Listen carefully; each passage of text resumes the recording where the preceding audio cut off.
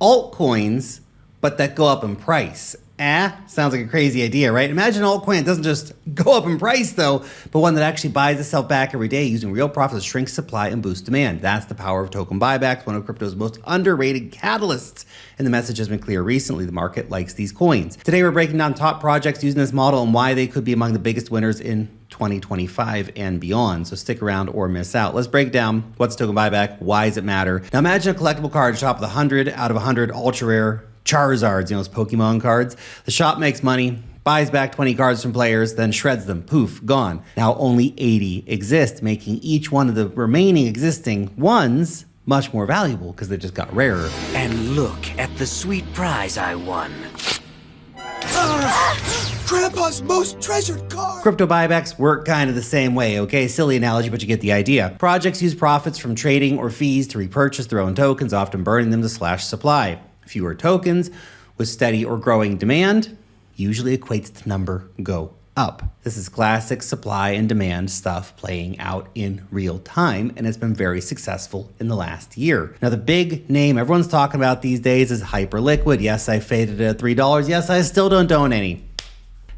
Anyway, it's a new decentralized exchange for perpetual swaps, but that's only the tip of the iceberg. At its core, Hyperliquid is actually a high-performance blockchain purpose-built for trading and finance. It bridges the gap between CeFi and DeFi while offering a seamless experience for users.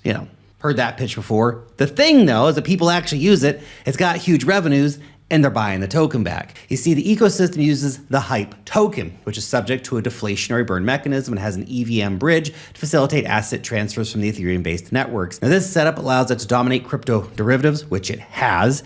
In July, Hyperliquid actually processed $300 billion worth of trades, putting it ahead of apps like Robinhood or even other trading platforms like Coinbase. The secret sauce? Hyperliquid here recycles 97 to 99% of all trading fees into regular HYPE buybacks through its assistance fund. Hyperliquid has repurchased over 30 million HYPE tokens so far, creating essentially an up-only chart. For example, on September 3rd, it purchased nearly 50,000 HYPE worth over $2 million or 99% of that day's revenue. Huge, huge numbers.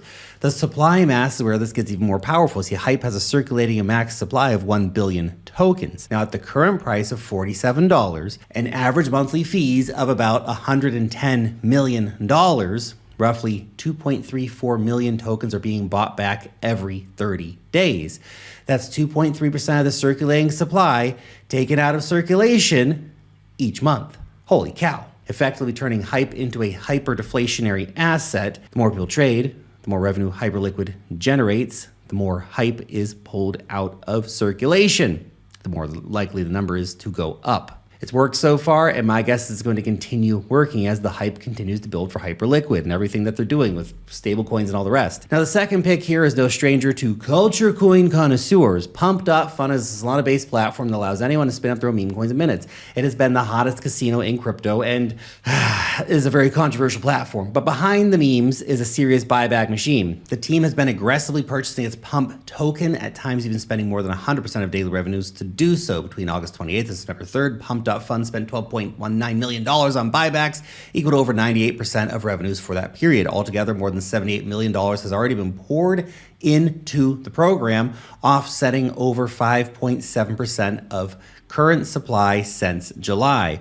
With a max and circulating supply of 1 trillion tokens, that's a meaningful dent. To keep it conservative, let's just call it 5%. If this pace continues, Pump.fun could be losing another 5% of supply every few months. Those are crazy numbers. And by the way, the revenues of this are pretty similar to Hyperliquid, and it's at like 1/10 or something like that of market cap. Big difference, okay?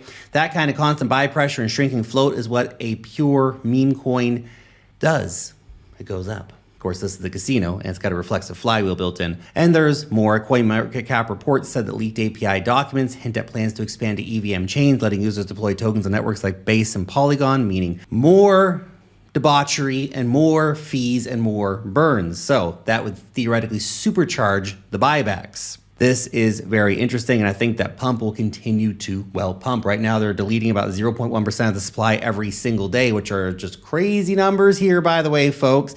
By the way, I own Pump. I own other cryptocurrencies. There's always full portfolio disclosures down below. Now, before we get into the next coin, guys, if you've ever wondered if your everyday spending could actually build your wealth, well, with Crypto.com's Level Up program, you can now take your wealth to the next level. Thanks to Crypto.com for sponsoring today's video. So here's what you're going to get. Up to 5 to 6% cash back on spending, depending on your region. High yield accounts that pay up to 5% APY on your cash. Those are crazy rates.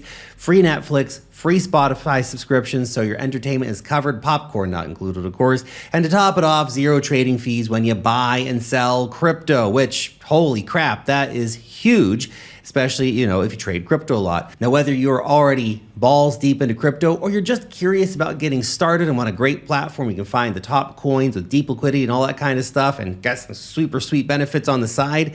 Crypto.com makes it simple, secure, and rewarding. I've literally been using Crypto.com for many, many years now. Love the platform, love the card. The best part is you don't have to risk anything here either because you can try the full program with a 30-day free trial. Pretty cool.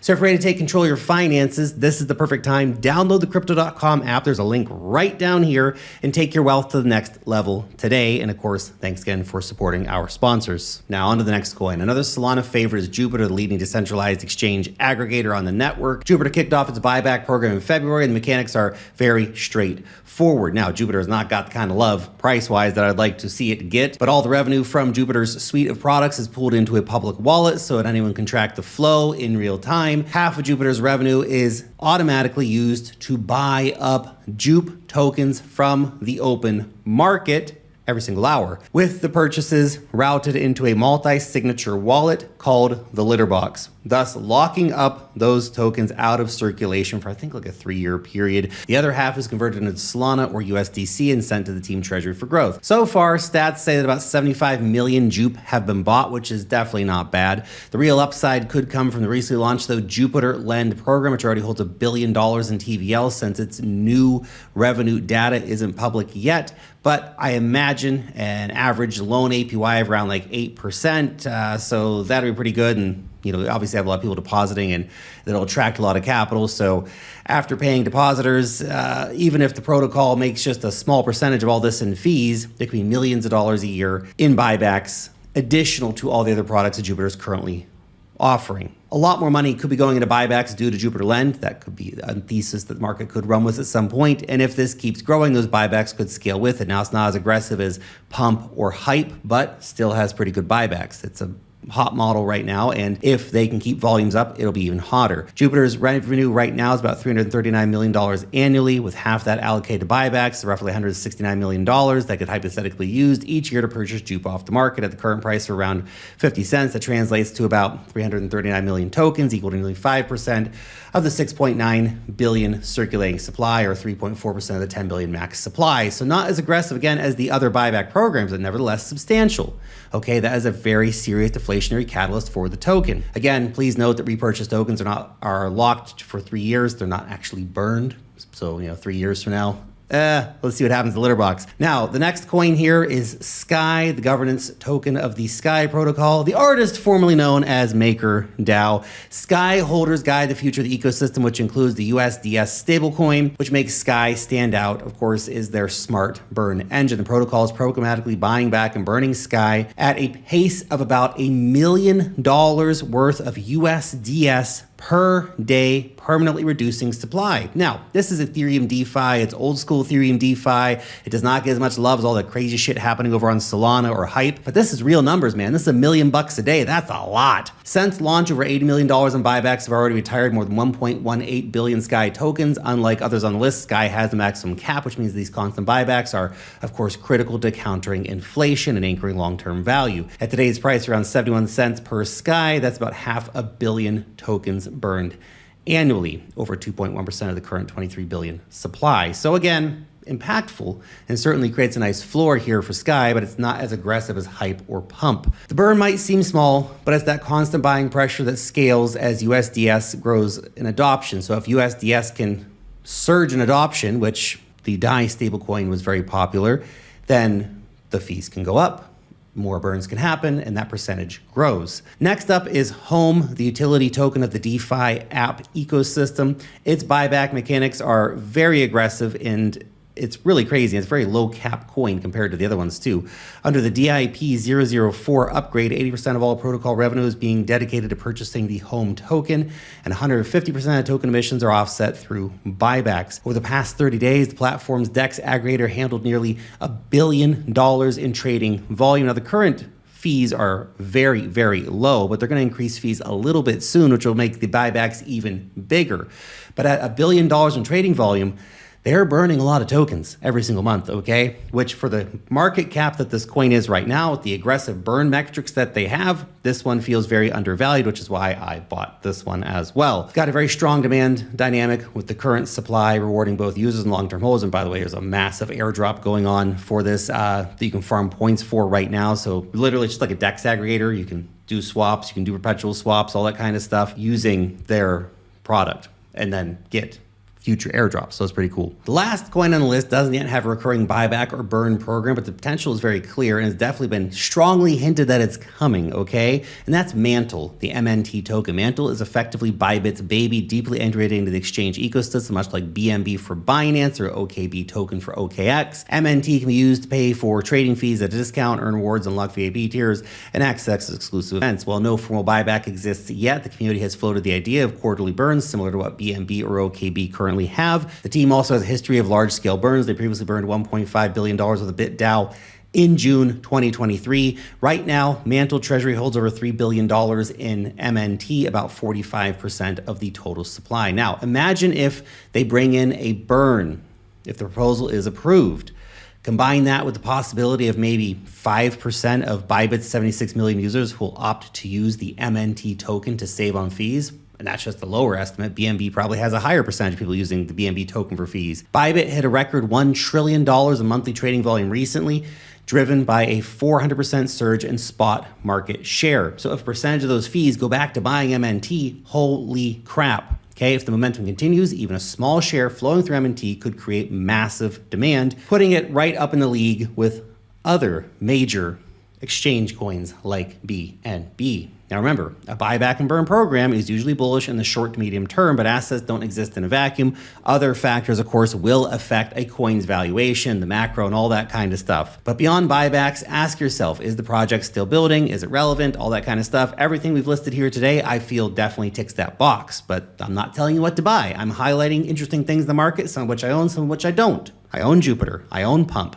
I own Home, but I don't own Hyperliquid, I don't own MNT, and I don't own Sky, but I think they're really interesting. That's why I wanted to highlight them for you. I'm not telling you what to buy. I'm talking about what one of the hottest trends in the market is right now. You still need to go do your own research, okay? Don't just rely on a 10-minute video on YouTube and then go plow your life savings into something, okay? Crypto's risky as fuck, guys. In case you've not figured it out, okay, you can lose all your money in a snap like that. Past performance not equate to future returns. Just because buybacks are hot right now and creating a lot of revenue and creating a lot of burns and pushing the price of these things up doesn't mean it's going to last forever. Hyperliquid has competition. For example, the Bonk ecosystem might come back and take the throne back away from pump.fun. Who the heck knows? Current metrics look great. Future metrics, who the hell knows? Okay? So please never invest more than you can afford to lose, and I'll see you back in the next video. Peace.